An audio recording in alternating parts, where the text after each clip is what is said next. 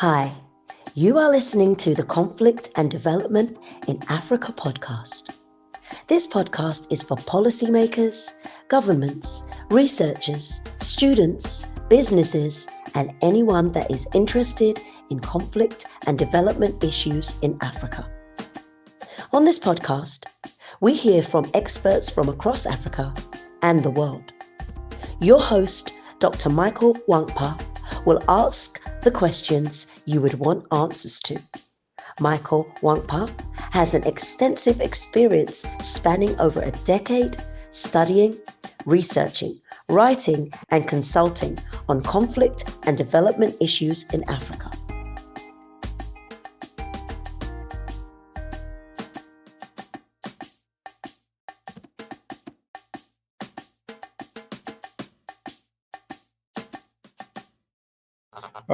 Hello and welcome to another episode of the Conflict and Development in Africa podcast. I'm your host, Dr. Michael Nwankpa. Today we're going to be discussing the return of African stolen artifacts by former European colonial masters. I'm joined by a very special guest, Molemo Moiloa. I hope I've pronounced it well. That was Executive Director. That was pretty close to it, yeah. Executive Director and co-founder of the Open Restitution Africa, based in South Africa.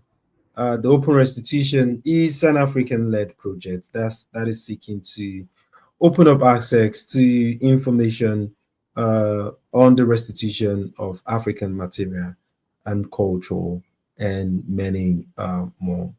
Molemo, I've read your profile, and like I was saying, I'm quite impressed by what you're doing, and I look forward to our conversation.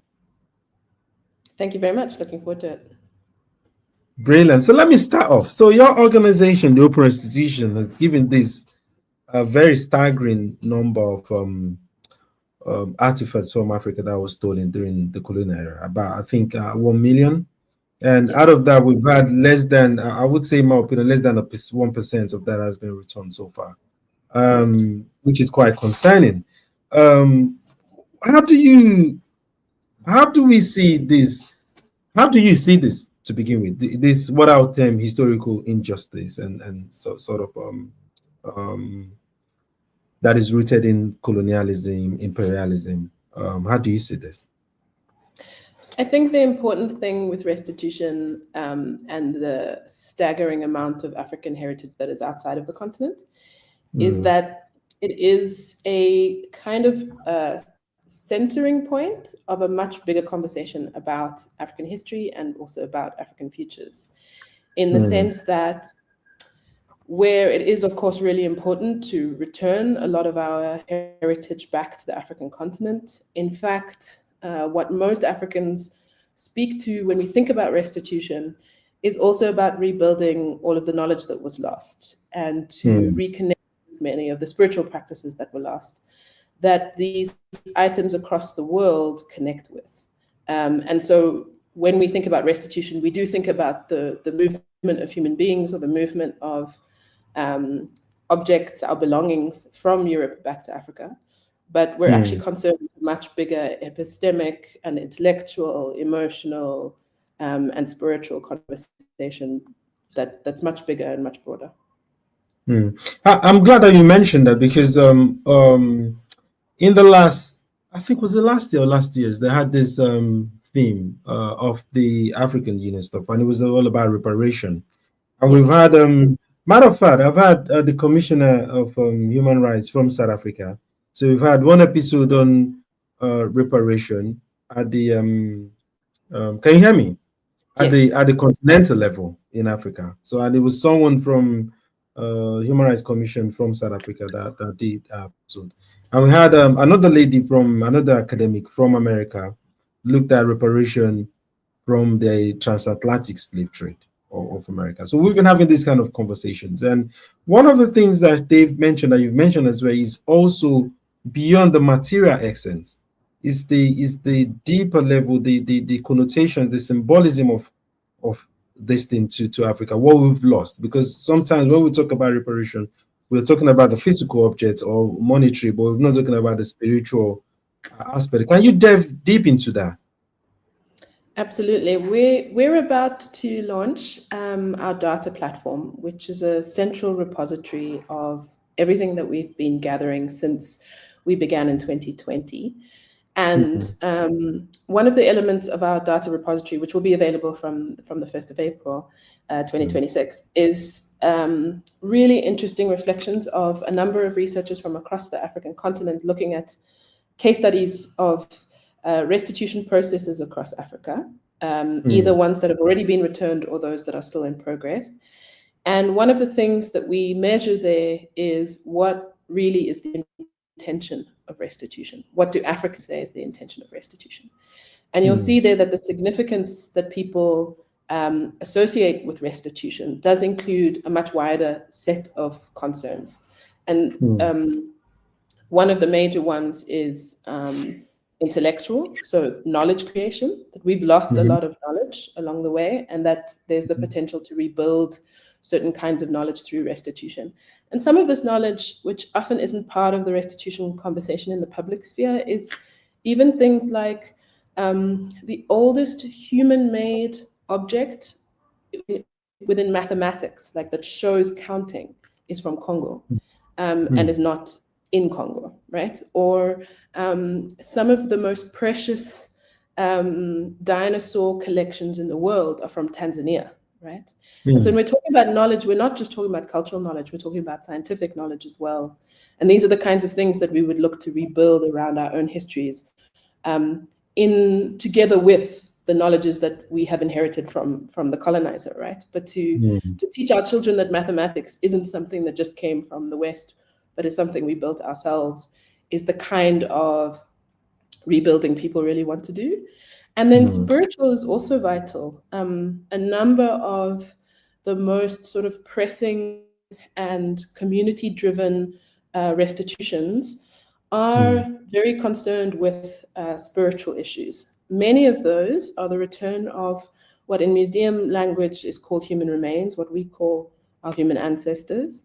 And that's actually people who were collected by all sorts of Europeans who are being returned slowly. And there's a big conversation about what it means to lay people to rest within the kinds of humanist practices of the African continent. But there are also other things that are part of, for example, age-mate initiation processes,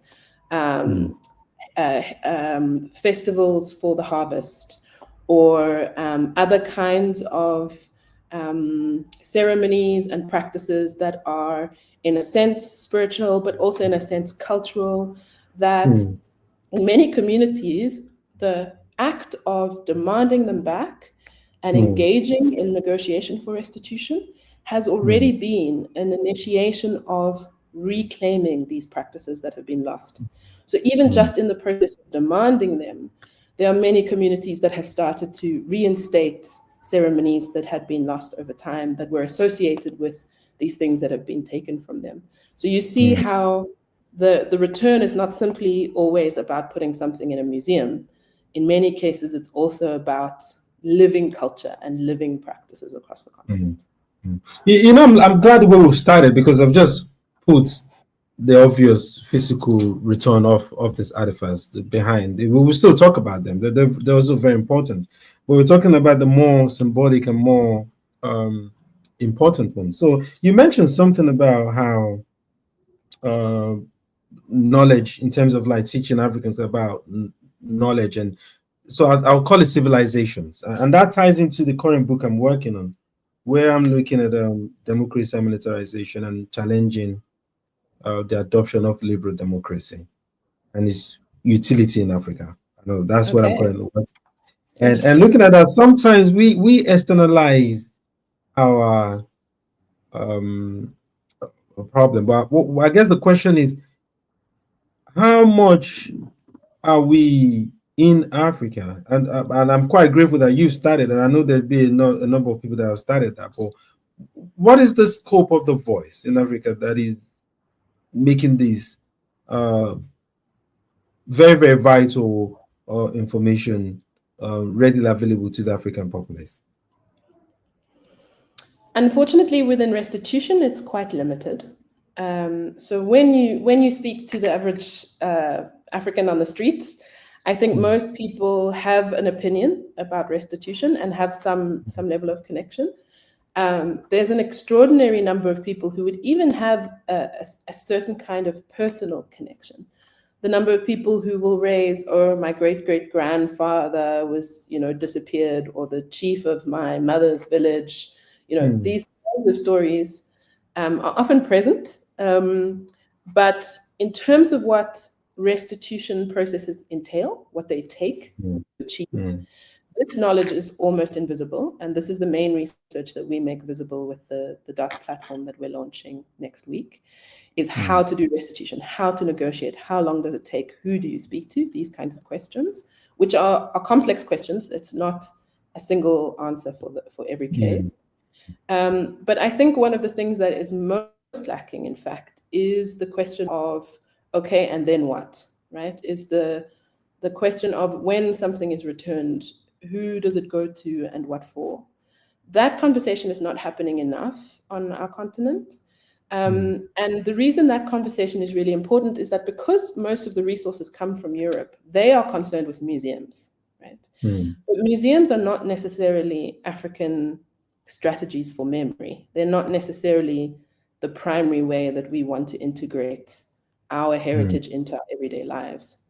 And so there does need to be a much more detailed conversation about what that means. And there are many options, but also how these questions of culture integrate into so many other elements of our lives, right? It's not part of the problem with thinking that these objects should simply be returned to museums, is that much of how museums work in Africa is things go there to be forgotten and maybe school children will visit, but they're not necessarily part of our conversations about power, about how we relate to our former colonial masters, about how we understand our own modes of governance and organizing, because many of the things that were taken were also taken in moments of conflict and war for a very particular reason. They were taken as part of a destruction of existing governance frameworks, existing power frameworks, right? And part of the challenge of their return is that in many cases, those frameworks have disappeared or are contested. So for example, in many cases, they're taken from what we might call royal households, right? Because in the conflict between a colonizer and whoever was in power in the early colonial period, so this is things that were taken in, say, the 1800s, it was often a conflict with the king or the chief. And what was taken was in part a destruction of that king or that chief's authority. And so when that's returned, it's often returned into a contemporary African context in which those questions of authority are not entirely resolved, right? So when we talk restitution, we're also talking about African governance structures that are unfinished business of the kind of decolonial project, right? It's not purely something that goes into a museum and isn't forgotten. It's part of a contemporary conversation of rural to urban relationships, which are and will continue to be major questions for the African continent as we urbanize and as greater sort of difference in income levels, living cultures, histories, political affiliations really shift between urban and rural populations. Often these inheritances are, when something is returned, our museums are in cities, and yet they were taken from what is today considered a rural area. So what does it mean to return something to a country, but not necessarily to its people? Or in other cases, taken from a community who today cross a border of the Berlin Conference, right? So is it returned to which country based on the fact that these peoples actually cross a border, a national border? These are the unfinished sort of African questions that still dog us and are reignited through restitution in a way. But you see, what is your response like reflects the complexity of, and that's why I was saying not just the physical artifacts, but what are physical artifacts represent in terms of so what I can see from there, you talked about ownership. You've also talked about also it also speaks to the arbitrary creation of states in Africa. Now, all of this affects ownership, aspect nationality, identity, and all of this kind of questions that we're talking about. But does that itself justify the argument by these European colonial powers in terms of retaining these artifacts? And how do we resolve all of these complexities? Yeah. So there's multiple answers to that question. I think the first one is to say that most of Europe now, by and large, is open to the conversation of restitution, not just to Africa, but to the rest of the world as well. There are a few countries, well, one, Britain, that the national government hasn't come on board.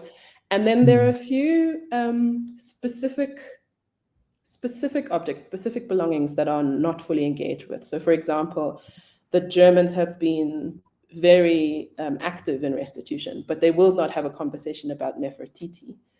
And Nefertiti is one of their most precious objects, but in terms of sort of international representation and museum visitor numbers and things. She is very high up there. And they won't open a conversation about her, for example. But by and large, the conversation has opened up significantly. And the challenge we see now is much more around the question of process, where I think there's a significant issue with the fact that restitution has become a kind of competition between Europeans to be seen to be progressive. Europeans competed when they were collecting. So, for example, France is known to have collected most of the most precious things. Britain has collected most of the most important things. Germany was late to the collection game and wanted to differentiate their collecting strategy. So they collected the most things, just in terms of numbers, right? Now there's a competition to give back. But what that means is that the priority is not with repairing African issues, right? The priority is with the fact that their museums are too full, the fact that the cost of maintaining their museums is increasingly difficult as Europe moves to the right and funding for museums drops. The fact that they are under pressure from their own populations as well as African diaspora populations to return things. It's not necessarily about repair. And some of the conversations I've had with museum professionals is to say that, when you took these things, it was part of a process of destroying the continent. And so when you return them, you can't expect the continent to be easy and comfortable and perfect, right? Part of the process of return is a process of repair. And that means that restitution takes time. And sometimes even from an African perspective, we tend to want to rush the process. We feel not enough has been returned. And in certain cases, there are very clear lines of, we know exactly which community, they have structures to receive something. There's a very clear process and those are delayed.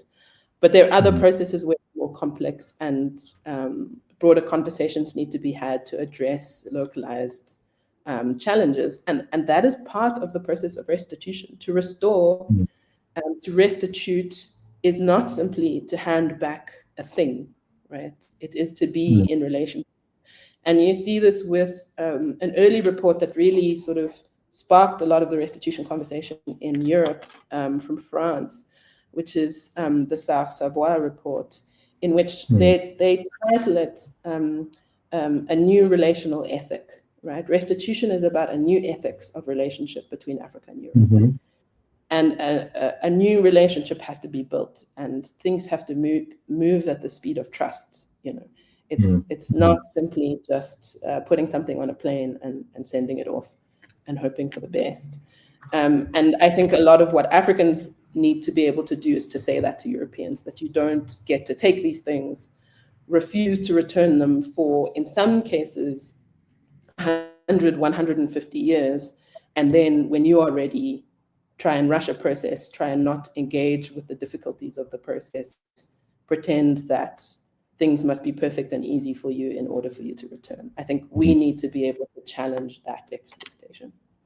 Molemo, you know what interests me, and what also irritates me, is that most of the what we call advancements in Africa in modern terms is usually from external pressure. So we see you mentioned the Savoy report, which is external in France. So what is the scale? And I've always said this, that the change that Africa desires has to emanate from internal struggles, internal conditions, internal circumstances. So I guess the question is, what is the scale of pressure from within Africa for these artifacts? What is the level of influence that Africa is having in these conversations or these narratives? And that will be one. And also, you mentioned restitution. I think let's just deal with this. Then I'll come to what I want to ask about the restitution. I'm not conflating two questions anymore. Sure. So again, I think there's two ways to answer this question. The first is that we have written about, and you can find on our website, the fact that Africans have been demanding return almost immediately in many cases. There's been research, a great report actually from Germany, but other research reports that in many cases, Africans immediately pushed back on things being taken. And there are a few cases in which, in fact, something was returned within an immediate period of time because the pressure from Africans was so strong. Africans have also been demanding their restitution for 200 years. And that is a really important part of the narrative that I think gets invisibilized with the South Savoy report kind of conversation. There was a very strong momentum for restitution in the sort of 60s and 70s that emerged after the sort of independence across the African continent, and Africans really pushing for the ability to kind of redefine ourselves after independence and recognizing the need for culture to be part of this process. And that was being done both within sort of the museum world, in spaces such as Festac, for example, in Nigeria, or even just at a national level.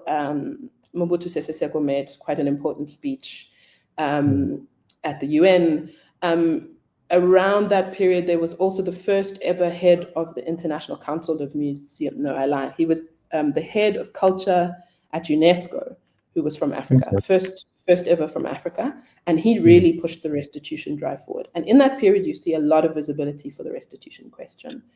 You also see a very distinct pushback from Europe. They really quite starkly refuse in many cases. There are letters even from, say, European diplomats in Africa, making a claim, making an argument for return as part of a relationship with independent African countries, and European museums point blank refusing.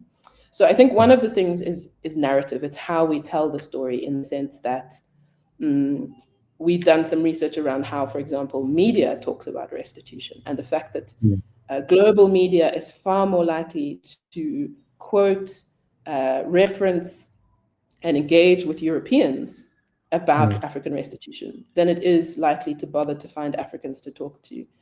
And of course, some of that is the limitation of African spaces, African media spaces, platforms like this one, which are vital to counterbalance that kind of conversation, right? So some of it is a problem of narrative. It's not that Africans haven't been present, haven't pushed, haven't driven this conversation. It's that Europeans have overtaken the narrative. The second part of that, however, is some challenge around the fact that the relationship between states and African communities around restitution can sometimes be complex, in the sense that it has now become general consensus, except in a few dodgy cases, Britain again, that when restitution happens, it should happen between two states, because restitution usually happens from a European state because of legal frameworks to an African state, but also that because of the 1970 UNESCO framework that's put in steps to avoid looting, you need a lot of legal support to even move something precious across borders, right? So there is usually a kind of state-to-state conversation. There have historically been, and then Britain did recently, state-to-community restitutions. But this is problematic because you have a very powerful state restituting to a community and ignoring the African state and ignoring African sovereignty in that sense, right? So by and large, we don't want this situation. The challenge, though, with going through African states is that African states have lots to deal with, big problems, right? And so restitution is not always at the top of their priority list. And that is fair enough, right? We're dealing with education, we're dealing with urbanization, housing, in some cases, conflict. There's a lot to deal with, and so restitution is not always at the top of the list. When restitution is at the top of the list, it can also sometimes be problematic because it's used for political purposes. And so you've seen, for example, in Namibia, restitution of human ancestors has been very well supported by the state as part of a broader conversation around reparations for genocide, the German genocide of Nama and Herero peoples in Namibia. However, what that has often meant is that there is resources and support for the movement of our human ancestors from Europe to Namibia, but then not as much support for actually laying these people to rest. And so these people have, in some cases, been left in the basement of Namibian museums. And we know that that's not why we're trying to restitute. It's not our intention to really replicate, in a sense, the fact that our ancestors, sit in a box in a basement. So sometimes political influence isn't necessarily, or overt political support isn't necessarily what you want. So yeah, I'll leave it at that.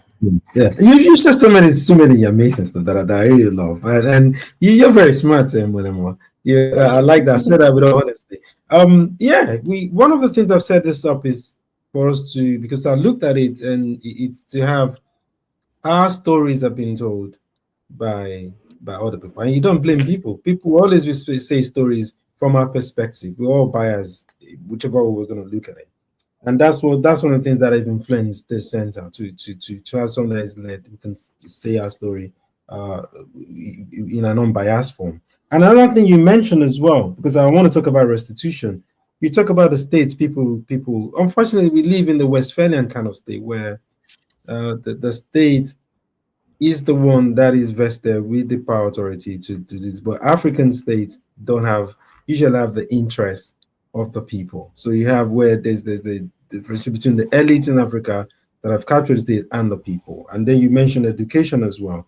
So I guess, if I'm coming to all of this, we're talking about restitution itself. I've seen in Nigeria where till tomorrow, they're still restituting or returning the money, billions of money that have been stolen by this former dictator. But you've not seen that impact in the ordinary people. You can't account for this money. So you begin to have a conversation and say, so what is the point of this restitution? How does it have impact? Like you mentioned, in the people that have been in the box, the actual people, are they being impacted by this?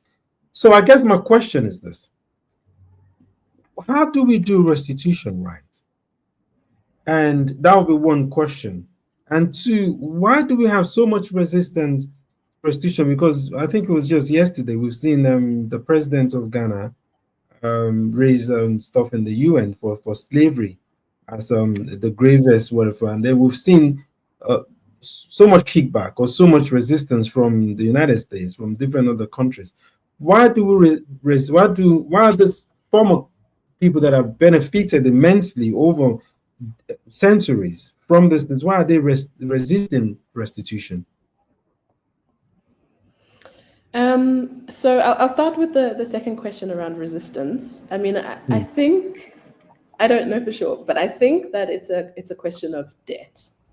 In the sense that initially we sort of demanded independence, and they kind of struggled to do that, and then eventually agreed to that, and then we demand something more, and then we demand something more, and this is because they have taken so much, right? And there are a number of interesting people. I mean, I think Ashile Mbembe spoke to the fact that you can never return what you have taken. Yeah. Right. Yeah. It's like you have taken so much from us, it is impossible to repay your debt. And what you hear from the British Museum, for example, is that if they give one thing back, then they have to give another thing back. And in the case, for example, that I mentioned of Namibia, if you start to give back human ancestors, then we have to admit to the genocide, which did happen, right? That those two things were related to each other. Restitution and an apology for the genocide happened. An acceptance of, right. Yeah.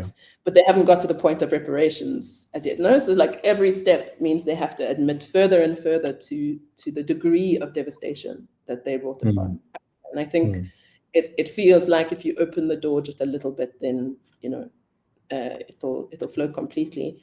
And older Africans who've been at this work much longer than me have referred to how at some point they started to argue for long-term loans rather than restitution as a way to open the crack of the door, or they stopped to talk about reparations or financial things as a way to crack open the door, and these are the kinds of strategies that Africans have had to take.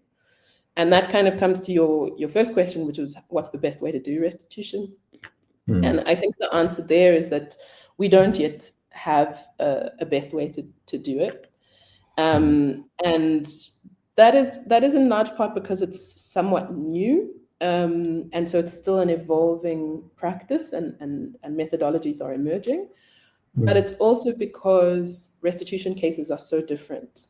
So for example, there's an incredible case in our research called the Tuka Mask, which is from Cameroon, in which the traditional practice of this mask was that a new one was created every so often. I don't know the exact details of how they would decide a new one was created, but they didn't have the same obsession with authenticity and the object that Europeans do. No, this is a European preoccupation, and they would make a new one. And so making a new one is not a problem. That's not the issue. The problem is that within the history of the Tuka Mask, a process had to be undertaken by a secret society of moving the spirit from the old Tuka Mask to the new Tuka Mask. And because the old Tuka Mask is at the Crépondy in Paris, France, they haven't been able to undergo the usual process since that Tuka Mask was taken, I believe, in the 1950s during the colonial wars against France in Cameroon. And so in a sense, the original object is not their priority. Their priority is the transfer of the spirit. It's not to say that they don't want the return of the original, as it's theirs, of course, but their number one priority is, in fact, the transfer of the spirit, in large part because the mask is part of a really important festival that is undertaken, I think, every year and brings together a large swath of the Bamenda people. They have reignited the festival since making a new mask. They have kind of restarted processes that were lost in the aftermath of the colonial wars, and they are reclaiming that heritage and that memory. But they need the spirit and they need the mask in order to transfer the spirit. That's very different, say, to the Ngaji drum from Kenya, where they need the drum. And the drum has never been displayed, as far as I know, at the British Museum. It's always been in the basement. The British don't need that drum. But the people, the Pokomo people of Kenya need the drum as part of ceremonies that are life-giving to their peoples. And specifically the sound of that drum that is needed. And so they need the drum to create the sound. So in each case, it's slightly different. Those are cases where a community is very clear of what they've lost and what they need. In some other cases, and for example, in Germany, this is often the case, is that Germany took a very ethnographic approach. And so, when we say 1 million objects, sometimes it's 50 of the exact same spoon, because their approach was to have many as part of a kind of scientific research. And having a whisper like the British and the French, yeah. Right. They have so many of the same thing. They pull open a drawer in the storerooms of their museum, and it's just, just the same necklace exactly the same necklace, 20 of them, you know?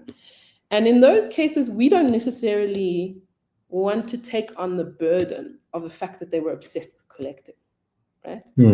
Say we want all of those things back is to put ourselves in a position of difficulty where we now have to work out the care and cost of care of all of these things that they were obsessed with collecting, but in our culture, we very likely might have made a new one. But in order to make a new one, we needed to have the old one. Or in order to make a new one, we needed to have the knowledge of how they were made. And in many cases, there are things where, you know, we've worked with researchers who go into communities and show usually a picture of something in a museum, trying to find a community member who remembers this thing, this object, and who remembers what it was for and remembers what it's made of, you know, because in many cases, the Europeans don't know. They have all these hundreds of thousands of things in their storerooms, and they don't actually have records for all of them. Sometimes they don't even know exactly where they came from. So we can't take responsibility for that obsession. And so in those cases, we don't necessarily want every single one of those necklaces returned or every single one of those spoons returned. What we're maybe more interested in is a few of them that are housed within our context in a way that we can rebuild the knowledges of what they were used for, how they were made, that they might feed into new innovations, new cultural practices, you know, new artistic practices, and deciding, you know, how many do we need for that is not always a kind of clear assertion. And this is why we also need time, right? We can't be saying bring everything back because like in many cases, we have a case in the data platform where something was likely restituted to, somebody was likely restituted to the wrong country because of these cross-border communities. It was probably taken from one country and it was returned to a different one. We really don't want to have this kind of situation on a large scale. So it does take some effort and some focus. And I think what we really are in need of is increased sort of commitment to trying to think through this from I guess to a degree, a policy perspective, but even just an enablement perspective from our states is what are the things they're going to prioritize? You know, how do they apportion potentially resources which are inevitably limited to the most urgent cases. In cases where there may not be resources, sometimes the need is just to get out of the way of communities that are already coordinating and organizing and to facilitate. There have been cases, for example, where customs becomes a major limitation to restitution because in many cases, an object is in fact very worthwhile, you know, it's worth a lot of money on the commercial market. And so that amount is put on the insurance documentation, on the customs documentation. And when it's shipped over to Africa, then a museum has to pay some huge sum of money to release something from customs because that's the law. And that, you know, the state hasn't necessarily made special rules and dynamics for restitution, that it shouldn't be treated like a car or a plastic. I look at this in two ways. So on a lighter note, which is, it might be lighter, but it's still very important. You were talking about the mask in France and a how positive note, yes. Yeah, the personal, and how is the transfer of the spirit and all of that. You know, I've always had this in the past that a lot of times when people are coming at the mass migration, there sometimes might be the spirits that are calling to them. You're responding to that spirit. Sometimes I'm Igbo, though I didn't grow up there, but when I hear the sound of the the flutes made from the wood, when you just hear it in the songs, there's that place it takes you to that you can't really explain what it is. So can we then say, looking at all this kind of logistics, looking at all this, we don't necessarily need all of this. There are some that are very important, like the drum, like it is that you need to return. But should you not pay some sort of tax to every people from that community? Like pay, because people do come, because now I want to touch on the economic importance of museums. and how people over the years have come, paid to come to the museums, and what the states in Europe have benefited from housing this stuff.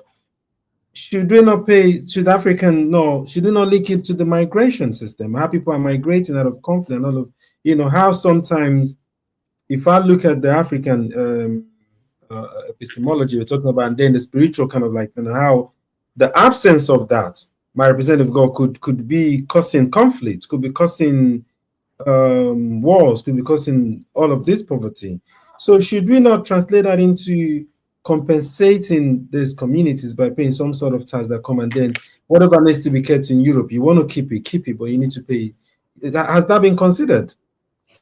To some degree, in the sense that ownership rights are not necessarily the same as possession, right? In some cases, there's the potential. For example, with the Tuka mask, I think it would be necessary to identify that it belongs to the Bamendu people, not to the Cape Only, even if it stays in the Cape Only, right? That it would be transported to this area, that the rituals would be undertaken, that the spirit would be moved, and if it is returned to the Cape Only, it still belongs to the Bamendu people. And in that case, any revenues that are made, because in certain cases they're not a lot, but there are certain cases, Nefertiti, for example, where that museum makes insane amounts of money, not just in tickets specifically to see Nefertiti, but they sell copies. And I can't remember the exact amount. If you Google it, you can find it, but it's I think hundreds, if not thousands of euros for a copy, right? So they're literally making copies and selling them. And in that case, Egypt, for example, is when we talk about 90 to 95% of African material heritage, historical African material heritage is outside of the continent, we're mostly talking about sub-Saharan Africa. And the main shifter there is Egypt, where Egypt still has a lot of its history in Egypt, right? It's recently opened, I can't remember the exact name, the Grand Museum, and they hold a lot of their own history. They have done a process of reclaiming, for example, Egyptology, growing the population of Egyptologists, locally grown people who, in Egypt, if you want to undertake research, sort of going into the pyramids or, undertaking archaeological research, you have to work with Egyptian teams. It's like part of the way that you get the allowance to work there. No, these are all the kinds of economic, but economic in the broader sense of all these Egyptologists that are now being employed, departments of universities that have grown.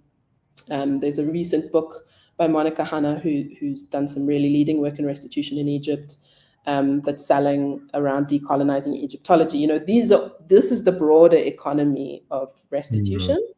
There's also been some work around, and we've developed a podcast around digital restitution and the complexities of the digital side of restitution. So, the copies I mentioned being sold of the Nefertiti are physical copies, but Europe has undertaken a big drive to digitize their collections, in part to put them online and make them accessible as records. That is all part of, the kind of objects of ownership that in principle should be Africans. But the way intellectual property works is that if you make a copy, it's your copy, right? The kind of WIPO, International Intellectual Property Framework, means that if you're going to hand over the ownership of, say, 3D scans, you also need to hand over the property right, and there's specific ways of doing that.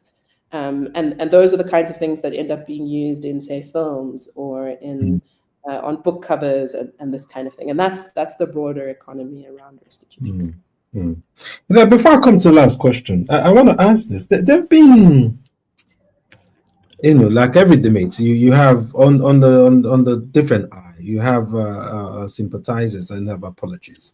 But we've had apologists, and we've had I particularly mentioned, you mentioned in Britain, that I wanted to talk about the a different responses from Britain and the rest. But we currently have this opposition leader whose origin is from Nigeria, but has been some sort of apologies for the colonial during the colonial stage. She's presented the colonial time in a milder form rather than to what we know it to be. So what do you say to these when people want to revise history in this way or present history in this way? What is your how do you see this? And then on top of that, since we're talking about Britain now, why is Britain a bit different from the others? Then I'll come to the last question. Okay, so why is Britain different from the others? I'm not entirely sure, to be honest. I mean, in a way, I think that it's collection style. I told you that there was kind of competition between countries. Because Britain had such broad tentacles at a very particular period in which the West became obsessed with collecting. It had a kind of, what's the word? It was a little bit ahead of others in that it was all over the world at exactly this moment. And so it's, in a way, considered as having some of the most important things. And how things are determined as most important and who determines them as most important is obviously problematic. But I think this is part of the issue. Germany, for example, they have done much better, and they are, they have to be given their dues for returning much more than, say, a France, who are often given much more visibility about restitution, but don't actually return very much. But Germany has a lot more, just in terms of quantity. And in many cases, they have things that are less, except for maybe the Benin bronzes. Many of the things that have been returned from Germany are a little bit less politically complex, both within the African continent and within Europe. So I can't really say why Britain has been so difficult, but I think that this is part of it. I think Britain also is going through a very, sort of like America, going through a very difficult moment of having to sort of face the lack of empire, right, in a bigger political question of Brexit, etc. And those museums are, in many ways, the kind of icon of empire. And so when they're having to face up to the fact that they're no longer super wealthy and very powerful and have major poverty issues and these kinds of things, the British Museum is one of the ways that they hold on to some old memory of greatness, I think, in a way that maybe, for example, at Germany, for one thing, they're much more practiced at giving things back because there was a solid legal framework for restitution of Nazi taken art and other things from Jewish people. But their empire is long gone, and in your other question was about apologists. I mean, I think the apologist in Britain, there's nothing that can be said about that particular person. I think it would be a waste of time.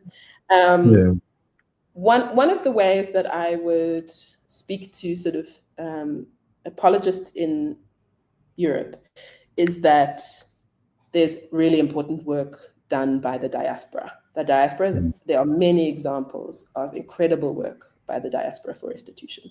And most of them are cases in which, for example, there's a Sierra Leonean case in which the diaspora paid to buy something back off the market in, I think, the late 1800s, early 1900s.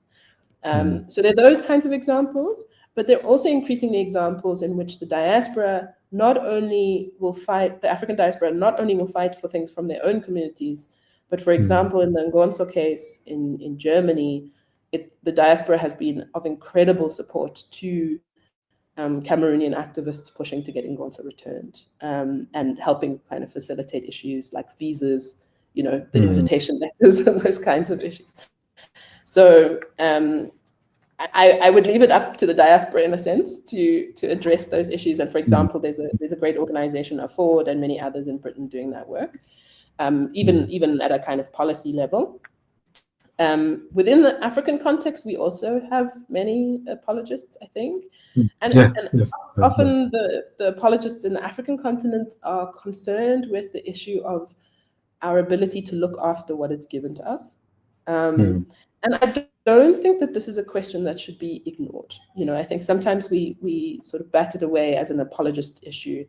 It is a bigger question in the sense that the commercial market for these objects is very robust. There are people whose jobs it is to travel the world and steal things, and managing the security and the cost of security of some of these very precious things is not prohibitive. It's not something we should ignore. I do think that part of that is still an issue of thinking that museums are the best way to manage restitution, and that these kinds of economic models that are failing in Europe now, even in the countries that, like Britain is now considering charging a fee to the British Museum. And this is because European museum as an economic model is increasingly failing. So to be building giant museums in Africa, I think we need to question if that's the best approach. And I think there does need to be a real conversation about the resources required to do restitution, because those resources still remain primarily in Europe. And the work that Africans are doing for restitution is largely unpaid. So I think it's part of a conversation of reparations and such. So yeah, that would be my answer for the apologists. I like that. We can just move to the background, the valid concern of those that and I like how you've answered. But another thing again is to ask the last question is, how do we, because I think again in all of this we've not talked about education and the knowledge of just the average African. So bearing that in mind, in terms of the importance, the role of education, the role of history and all of this in our curriculum and all of that, what do you see this kind of shift, this kind of restitution, debate and narrative, how do you see these panning out in the short, medium and long term? So, I think there's like the more direct potential for integrating this into school curriculums and having children learn about our heritage and this kind of thing. But I think one of the things that's most exciting for me is actually thinking, and this is maybe a bit related to the apologist question, is thinking about the change in education for African museum professionals and related roles, in the sense that the way that we've approached museums is very European, and is not really within a general sort of cultural framework that's very viable on the African continent. And you see this because museums don't necessarily do that well. And what you see from African museum professionals, because they are at the forefront of a lot of restitution, because Western museums have these objects, they want to talk to African museums because it feels like they're talking to someone who understands them.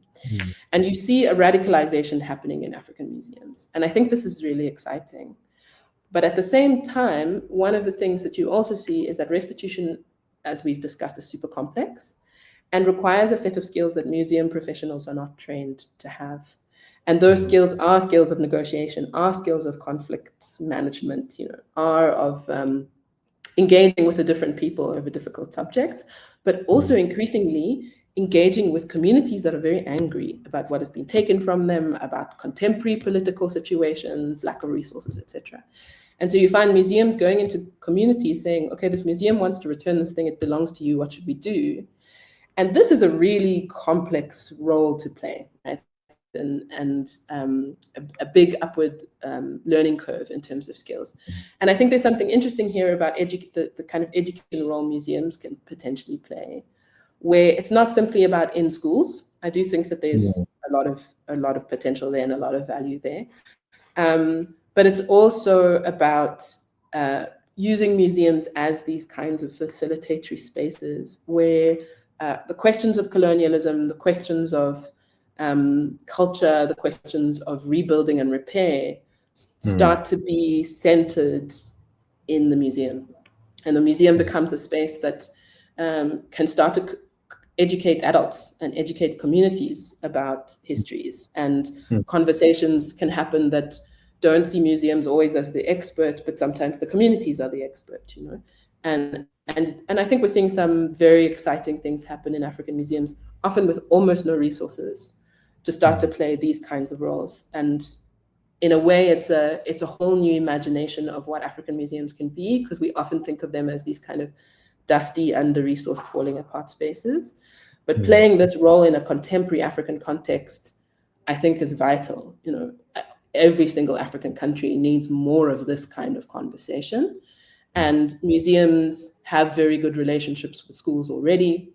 And so this becomes a kind of space of thinking about education, not purely as curriculum, not purely as sort of telling children things they don't know, but making knowledge collectively is I think, the most interesting educational space for now. Brilliant. Molemo, this has been a very exciting conversation. It's so rich. I like you know, I've learned a lot as well in the conversation, and it's quite sad the richness that Africa possesses, and how you contrast that to the level of lack, and it's just unbelievable. So you're doing a very wonderful job in providing that information and providing the space for this kind of conversations to continue. I really appreciate the time, and I owe you for missing the time on Wednesday. I'll pay back. I'll restitute back to you. Don't worry. I'll do my restitute. Absolutely. Well, but it's been an amazing time, and you know, I want to wish you a wonderful rest of your weekend, and enjoy your well-deserved weekend. Thank you very much, and thank you for the opportunity to share our work. And yeah, it's all available on our website, so we encourage anyone to just go learn more there. Brilliant. But thank you very much. Thank you. Have a good weekend. Yeah, you too. Bye. Bye-bye.